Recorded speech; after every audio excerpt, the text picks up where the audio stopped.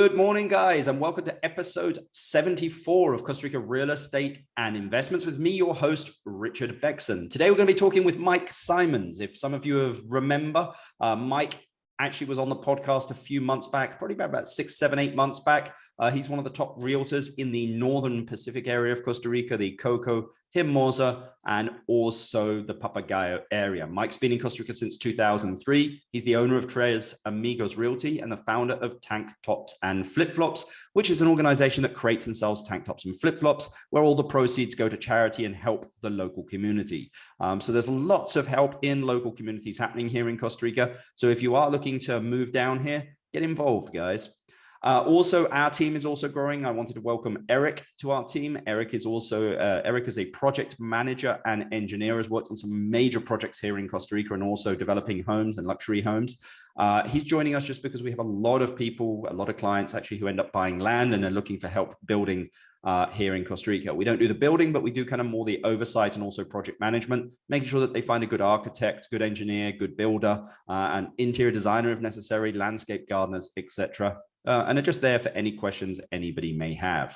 Also, we've got Daniel joining. Daniel's going to be working with us more on, I suppose, kind of day-to-day work. We've got a lot of people looking to invest here, whether it be properties, and we need some help kind of searching for these just because we're starting to get very busy. But I said no more than 3 people, but I'm sure that in a couple of months, guys, I'll be saying how we've taken on new people. So anyway, but if anybody needs any help finding land here in Costa Rica or would just like some advice, you can. As I mentioned, we're not realtors, we're consultants. We're kind of on your side of the deal, making sure that you make the right decisions for you. You can contact us, info@investingcostarica.com. That's info@investingcostarica.com. If there's any questions that you would like us to cover on future podcasts, let us know. And you can also put them in the comments and also email us as well. And remember to hit the subscribe link, guys. But let's get straight into this podcast. Good morning, Mike. How are you doing? Doing great, man. Good to see you, my friend. Yeah, you too. You too. I really appreciate you taking the time to jump back on the podcast. I know last time we did it, it was a great success. So I appreciate you jumping back on. Yeah, love it, buddy. Always good to see you too, buddy. Awesome. Awesome. Well, let's just jump straight into it because I'm sure people are very, very interested. Since we last talked, has the market slowed down? I think I know the answer to that, but where are prices also going in the area as well?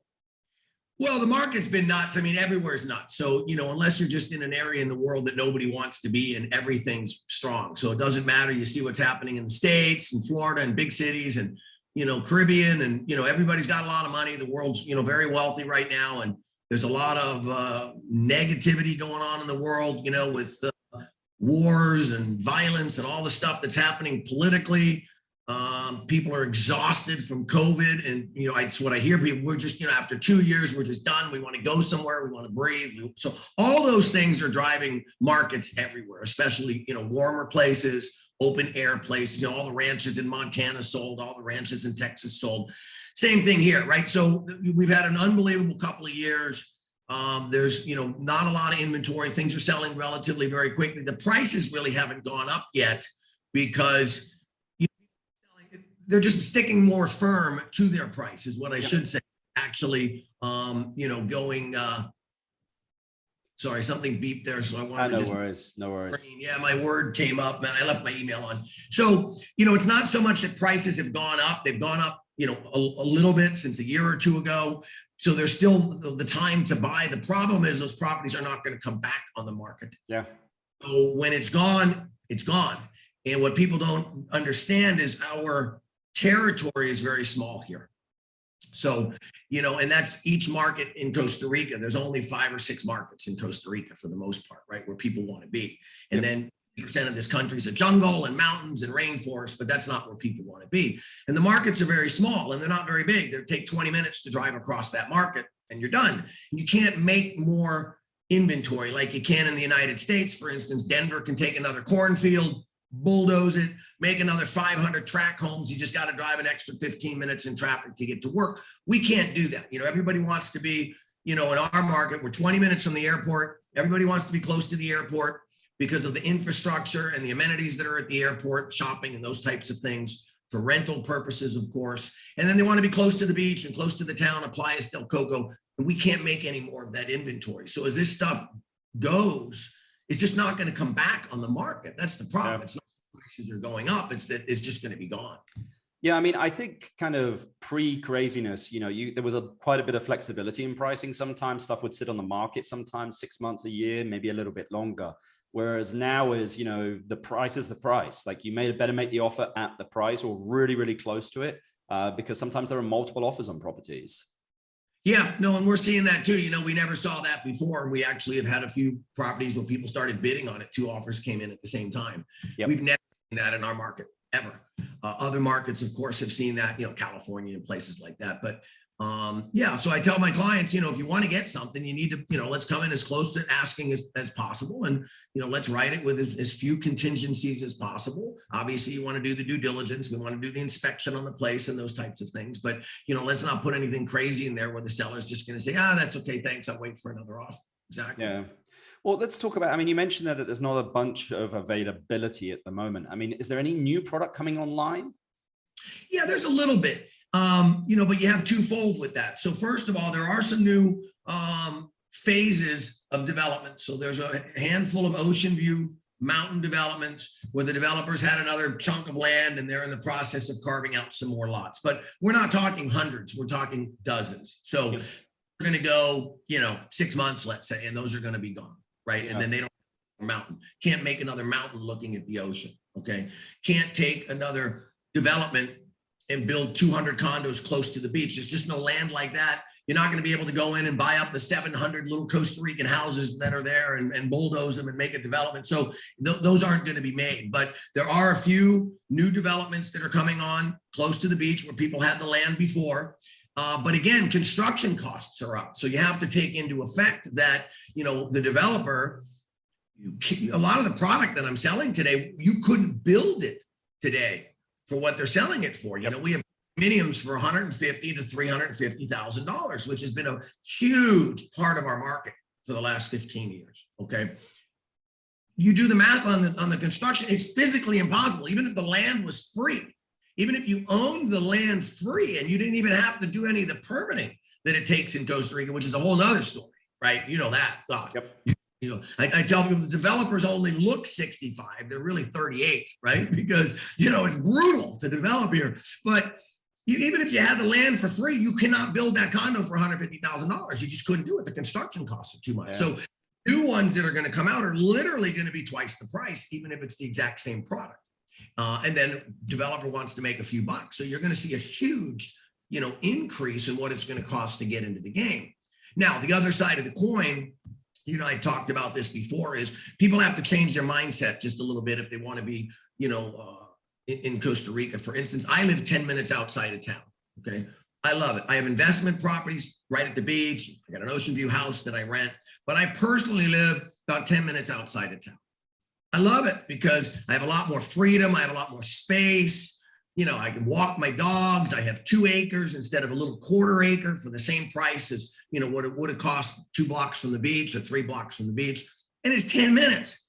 Yep. I lived in LA, I lived in Texas, I lived in Miami. So I drove an hour and a half to work. So if I laughed, I think I got to drive a whole 10 minutes to get to the beach.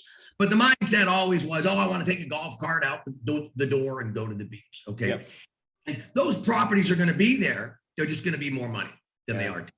So if you want to get more bang for your buck, what I'm telling my agents, what we're doing is we're saying, okay, well, let's look at the stuff that's 10 minutes outside of town. There's some beautiful developments just outside of town. There's, there's beautiful properties outside of town. There's still just raw land. You can go buy, 4 or 5 acres out in the country and build yourself a nice country house. Again, those aren't going to be your rental properties. Okay. Your rental people, they don't want that. The person renting a house doesn't want to rent my house. But the people that are moving here, the people that are living here are starting to realize, hey, I can get a whole, and those lands are still relatively very inexpensive.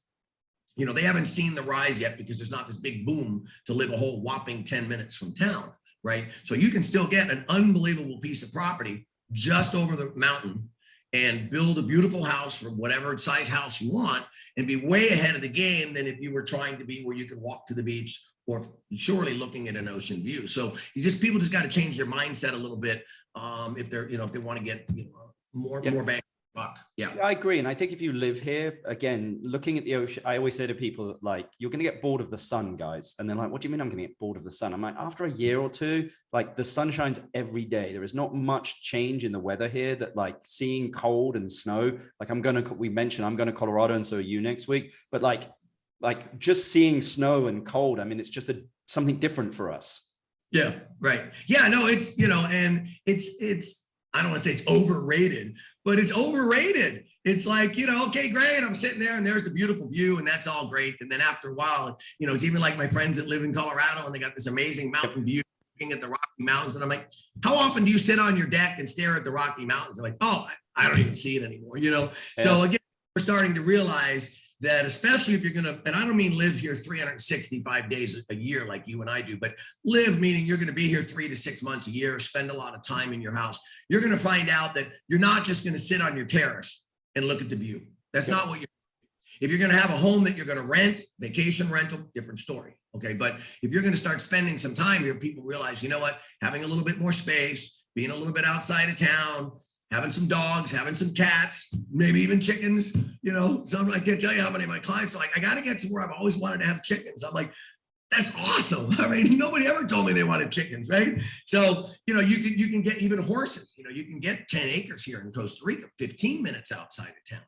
Yeah. Very reasonable. And then you've got, however many acres you want, 5, 10 acres, and you can have horses and even cows if that's what you want. But yeah, the sun's sunny every day, every single day. I'm at the beach having breakfast every day. I see the every single day. I have lunch at the beach every day. My girlfriend and I watch the sunset every day. So you see it all the time. So, it's not like you said, you're not going to walk out and see the snow or be disappointed or have a bad day. There's no bad weather days here. No. Yeah. It's funny what you said about developers there, because a lot of people talk to me about, development here. And I always say to them, you better have 20 years and deep pockets and a lot of patience, just because of, all the necessary infrastructure put in place and the environmental studies. But I think that that's what makes Costa Rica what Costa Rica is, because if it was easy, everybody would be doing it and we'd had developments everywhere. Whereas, just the environmental studies on their own to do a development, is no easy task. So I think it's, people always complain sometimes about how difficult it is, but I said that's what keeps it so raw and natural sometimes. Yeah. And then, I was back in Miami for 2 days. I had to go back for a meeting and, high rises everywhere, concrete everywhere. And don't get me wrong, Miami's a fun city, right? South Beach and great restaurants and stuff. But after 2 days of sitting in bumper to bumper traffic in the zoo, I'm like, oh, so glad we have these rules and regulations, because we would have screwed it up. I mean, the gringo developers, the realtors, we're greedy, man. We would have just ripped, they would have ripped this place apart if they could have, right? And fortunately, Costa Rica had the foresight to say, we're not going to let that happen. We're going to make it very challenging. And we want Costa Rica to always keep the essence of Costa Rica. And you see that here, even in places developed, they're not developed. I mean, you don't see high rises or anything, and lots of green area. And, even in downtown Coco, you look up, you're at a bar, there's a rock and roll band playing as loud as it can play. And you look up, there's 20 monkeys in the trees checking out the drummer. I mean, it's like, it's still Costa Rica, right? And so I appreciate that. And I'd say the same thing to people, man, unless you really want to do an amazing development, like, we've got some big high-end developments coming into the area here. Those guys are loaded with deep pockets, right? And that's different because they're building a 5-star resort. They're doing things that are economically going to really impact Costa Rica and bring a lot of money to the country and taxes. But if you just want to come down and, okay, I'm going to get a raw chunk of land and build 40 condos, I'm like, forget it. Just don't even try to do that. Way better to just go buy lots in a subdivision that's already approved, build spec houses if that's what you want to do, buy up some older homes and renovate them. But don't try to get into that game, because you're just going to get killed. And, you will. Well, I was in San Jose the other day looking at cars because my wife's making me buy a new car because the car I've had for years now. I love the car, but anyway, it's a different subject. But I bumped into a guy wearing a tank tops for flip-flops t-shirt, and I thought, cool. Hey, there you go. I thought that was pretty cool. I was like, do you know Mike Simons? He was like, of course I know Mike.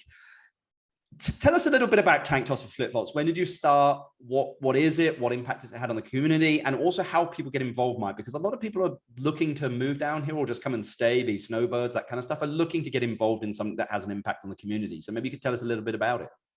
Yeah, well, thanks for bringing that up. So in 1999, I was in the United States, my business. I was doing trade shows. So I was driving all over the United States, stuck in the snow. I was literally in a different city every single week. A ton of fun, but just living out of suitcases. And I'm driving across, I don't know where, the middle of Kansas, in the middle of a snowstorm. And I looked at my partner and I said, I just want to spend the rest of my life in tank tops and flip-flops. And bing, this light went off. And I saw this whole vision of what I thought at that moment I wanted to do for the rest of my life. And I was going to create a brand of clothing like Tommy Bahama and that kind of stuff. And we were going to do events. And we were going to have a line of doggy wear and sexy women beach wear. And of course, tank tops and t-shirts and flip-flops. Okay. And that's what I was going to do. And I was going to create this clothing line and go around and do trade shows with clothing line and build a website and be the next, Tommy Bahama. So I actually trademarked it in 1999. I own the US trademark for everything to do with tank tops and flip-flops. And I set out putting that in motion. And then I came to Costa Rica and I fell in love with Costa Rica. And there was a real estate company for sale and I had a few too many cocktails and I bought it and I sold my trade show business and I moved, literally took those same 7 suitcases and moved to Costa Rica almost 20 years ago and never left. So as I built my real estate business, I always had this dream of tank tops and flip-flops. And one of my clients, a young man, early 30s when he first moved here with his wife and his kids, had a fishing boat. That's what he did first. He owned a construction company in Texas. And we were talking, he was like, well, what am I going to do next? And I said, I started telling him about my clothing line and how I wanted to do a clothing line. And I forgot that he's an artist and he can hand draw anything. So all the cool designs on our shirts, he draws them. Wow. The monkey headphones and all these really cool shirts. So we decided, and then we actually got a third partner that invested, that owns a hotel here. And we trademarked it in Costa Rica. And we decided that we wanted to get the brand out there so people were, aware of the brand before we tried to open a retail store and a clothing line. And it evolved into this thing where we do these events. So there'll be a food fest. There'll be, we had the Blues Fest, the International Blues Fest here in Coco. There'll be a Chili Guaro Fest, who has the best shot in town, St. Patrick's Day, Independence Day, all the events. And we make a shirt strictly for that event. So it's like a concert shirt. It's a one-time shirt. You can only buy it at the event, and then they're gone. So the whole idea is you want to collect every one of them. Yep. And every single penny of the profit goes to charity. We don't even keep enough money to pay for our own beers. Every penny goes to charity. And it was amazing. The first time we did it, we literally sold every shirt in like an hour. Like everybody was like, this is so cool because it's going back to the community. Yep. We actually worked 52 different charities now. So whenever we make a shirt, all the money goes to the dog rescue or the neuter and spay clinic or the little school in town or the, so many different charities, beach cleanups and ocean cleanups and anti-shark finning and save the monkeys for the monkey bridges. And we have one charity where we're teaching the cops to speak English. We have English teachers teaching them English so they can help with the tourists if they have a car accident or something. So every shirt benefits the community. And so whenever these events happen, everybody runs out and gets the shirt. They're like collector items, right? And then people come in town, they want to buy one. I got to go dig them out of it because we don't have a retail store yet. And so it's cool because it's big circle. It says tank tops, flip-flops with 2 big stupid flip-flops in the middle. And everywhere you go, you see people wearing these shirts and everybody supports it because it all goes to charity. And so the long-term goal now is we're actually going to be opening a retail location. We ended up buying a piece of property on the main drag of Coco, and we're going to open a retail store where we're going to have all clothing line now, not just tank tops and t-shirts, but nice Tommy Bahama type shirts and wraps and hats and sunglasses and doggy wear and towels and all, just like any other souvenir shop that you'd see at like a Tommy Bahama, but high-end, nice stuff. All of our shirts are made in Costa Rica. We don't buy anything from China, nothing. Everything's handmade in Costa Rica at a shop up in San Jose. So everything's made in Costa Rica by Costa Ricans, and every penny goes to Costa Ricans. So what we're going to do is open up this clothing store, and the clothing store is going to be 100% all for charity. There's going to be no profit out of this. Good for you. Yeah. So, and it's going to be a full blown store. What's really cool is it's still going to take us a couple of years to put this whole thing together, but you're going to be able to go in and there'll be like an iPad. So when you're checking out, you're going to be able to look at the different charities. There'll be like a 10-second video on every charity, and you can pick where your money goes. Wow. So when you're out with $20 or $2,000, you can say, I want my money to go to the turtle reserve. Perfect. So you really feel like you're making a difference because you can pick where the money goes, and we'll just keep enough profit to keep the doors open and pay the sales girl and pay the taxes and that stuff. And then long term, there'll be a cool tank top, flip flop cantina, which was what I originally came to Costa Rica to do. I came down here thinking, like everybody, I'm going to open a bar, and it was going to be called tank tops and flip flops. And then Trace Amigo's real estate was for sale, and I bought it instead. But my goal will be, I'm going to retire from real estate one day, and we're going to have a tank tops, flip flops. Whatever, Mike, whatever. Yep. And there we go, buddy. So that's the whole goal. What people do to get involved, of course, is when we do an event, buy shirts. Yeah. Okay. They move down here. People help us. So they put together events. They ask us to sponsor an event, or they do an event and ask us to make a shirt to support their charity. So as people come down, I tell them, just hook up with me, and then you can help the charity itself. Like when we do the neuter and spaying, we had 100 people bringing dogs and cats, and we need help, dealing with them and all the things you have to do after surgery. And so there's a lot of stuff that you can do, not necessarily with the t-shirt side of it, but with the money.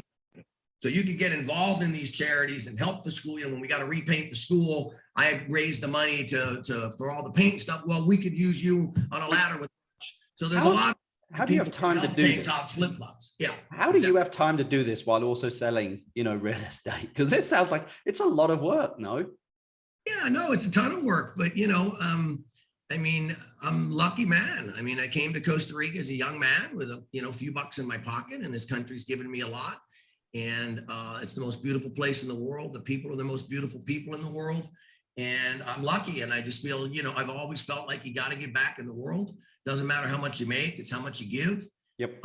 And you got to give back. And so you've got to make time in your life for everything. You got to make time in your life for business. You got to make time in life for relationships.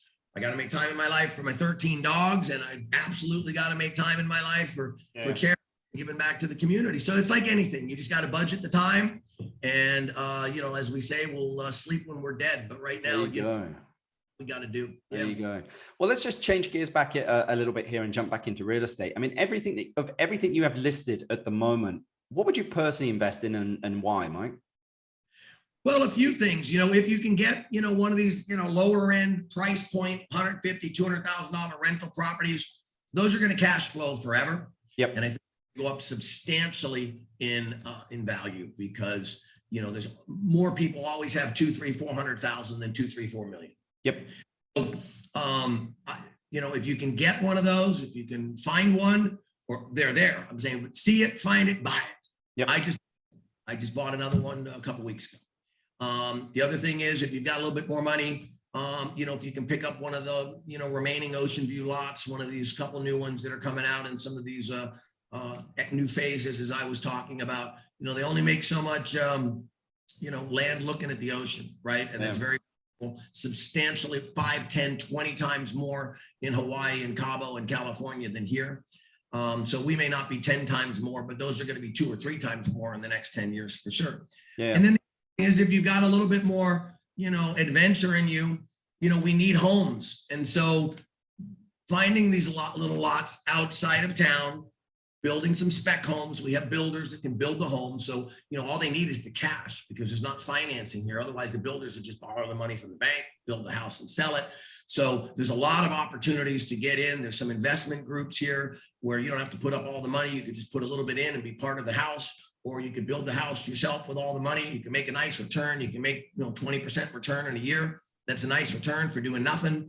And we need those homes. And there is those land. There is enough of that land that and again, as I was saying earlier, that's where I see the full-timers shifting to. Yep. So that's where I am putting my money and the things that I'm doing and where I would advise my investors to do it. Yeah, that's great advice, just because, again, I think there's a huge swath of more long-term rentals as well. That's not just kind of like weekly, rentals, but people are looking for multiple months at a time. And there really is not that much out there for them. Yeah, no, it's tough. And if you can, if you've got the money to do it, to just buy a little house or buy a little condo and just put it in a long-term rental, it's easy money. You don't really have any, not dealing with checking people in and checking people out and everything that goes with the vacation rental side of it. I've a couple long-term rentals now and it's great. I mean, they're fantastic. One of them is a nice retired couple. They're awesome. They've been in my house for like 3 years. They love it. I don't do anything. I just tell them, listen, if something breaks, just fix it. Yep. Rent. Don't even call me. It's my house. I'm going to fix it. So the bulb goes out, the toilet's clogged, the ice machine breaks, just fix it. When you give me the rent, send me the receipt. I deducted $82 for the ice machine. Thank you so much. It's stress-free. It's easy. And then I'm holding the real estate for the appreciation over the next, whatever, 5, 10, 20 years. So got the money to do that. It's a wonderful way to park some money in Costa Rica. No, I agree. When people buy property here in Costa Rica, in your experience, Mike, because I know that you've done a lot of transactions, what's the cost or maybe the thing that they don't take into consideration that surprises most people? Closing costs. Even though many states in the United States, the closing costs are the same amount. Canada is a 10% transfer tax, I think, for foreigners coming to Canada and buying now, right? We're 2.65% transfer tax. You've got legal fees, escrow. Some people put the properties in a Costa Rican LLC. So you're anywhere from 4.5% to 5%. So for easy math, I just tell people 5%. Yeah. $300 house is going to cost you 15 grand. And they go, oh, it seems like a lot. As well, actually, first of all, very few people have ever bought anything cash. Everything here's cash. Everything's rolled into the loan. Yep. The title, insurance, everything. And they're like, how much is my mortgage payment? $1,587.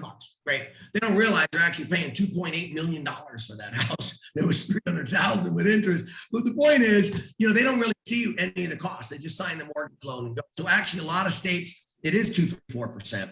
But when we compare it internationally, like the Bahamas is 8 or 10% transfer tax, Cayman Islands 8 or 10% transfer tax. I think Belize is 5 or 6% transfer tax. Our 2.65% is very low for international.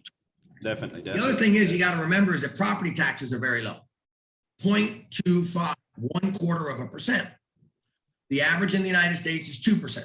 So 3 or 4 that are very expensive, like Chicago. Some places not so much, like Texas, 1%. But for the most part, it's on average 2%, which means we're 0.25.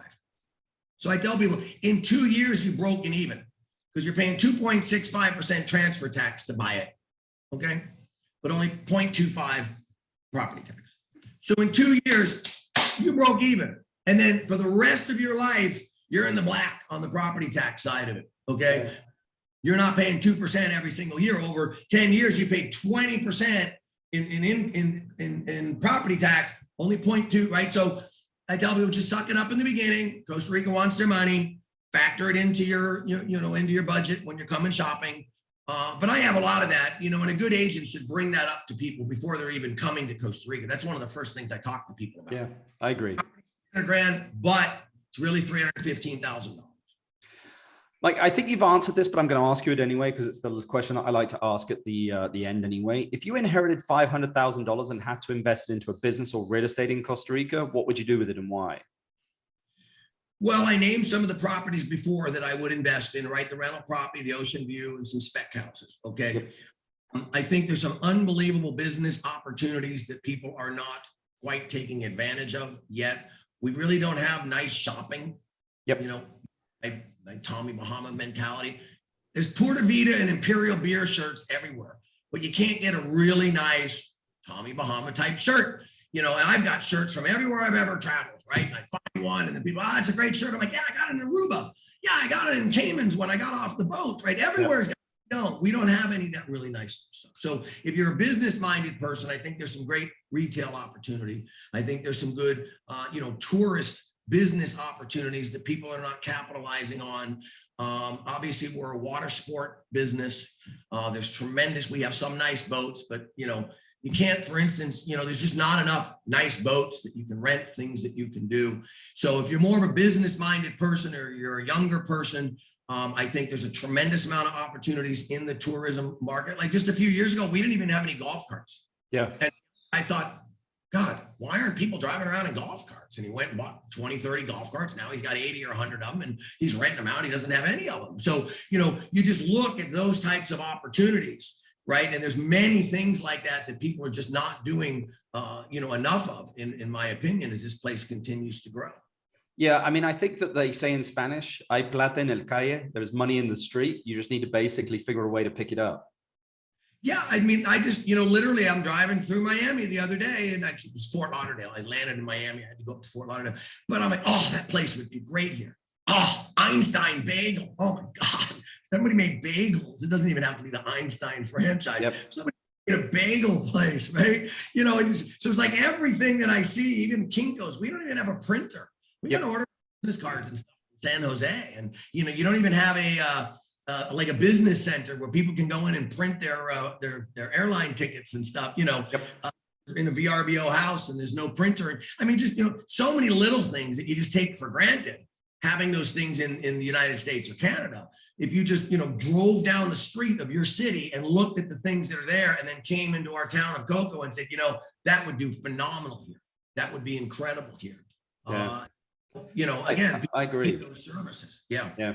Well, Mike, we'll not take up much more of your time. This has been absolutely amazing, fantastic. It's been great to hear about what's going on in your area, and also tank tops for flip-flops. I think that anybody that wants to contact Mike, I'll have all of his contact details in the descriptions. Tres Amigos, basically in Playa, Hermosa, if you want to type that into Google as well. But Mike, really appreciate your time, and I hope you have an amazing weekend, sir.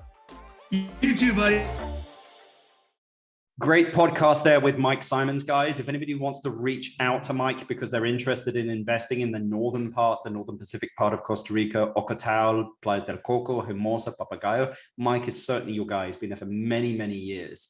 Remember, guys, if anybody wants to reach out to us to help them with any projects or any investment, or just get a big piece of advice here, we're actually looking at a couple of projects at the moment for some clients, also putting together some contracts and searching for some land, helping some guys build houses. We're really here just to kind of help and guide you, be kind of on your side of the deal constantly here. We do not chase commissions, but you guys can give us a call. Just contact us via our email, info@investingcostarica.com. That's info@investingcostarica.com. Again, my name is Richard Beckson. It's been another great podcast, guys, and I'll see you on the next one. Thanks.